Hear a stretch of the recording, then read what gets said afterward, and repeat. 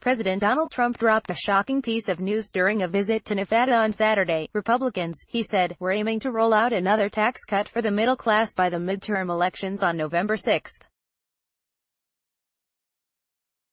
"We are looking at putting in a very major tax cut for middle-income people," Trump said. "And if we do that, it'll be sometime just prior, I would say, to November." The suggestion took everyone in Washington by surprise, even GOP leaders.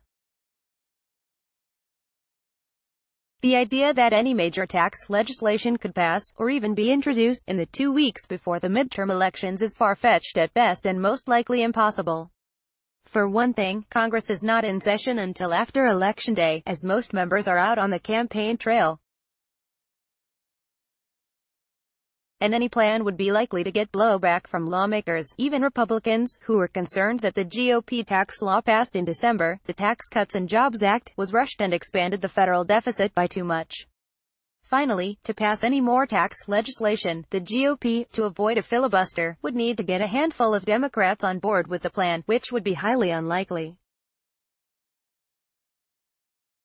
Amid the confusion, Treasury Secretary Steven Mnuchin clarified in an interview with the New York Times on Sunday that the administration and GOP leaders were working on a plan for another middle-class tax cut that would be released but not passed by the midterms. On Monday, Trump told reporters that the plan would be a resolution that would aim to give middle-income earners another 10% tax cut on top of the reductions from the new tax law. It was not clear whether Trump was referring to a symbolic resolution or actual legislation. While the ambition for the new tax plan is quickly being dialed back, the goal in talking about one is most likely to drum up support for GOP candidates before the midterms. The GOP tax law still polls poorly, and Republican groups have largely stopped advertising around the cuts. Rolling out another tax plan just before the elections could be an attempt to energize the base and boost turnout among Republican voters.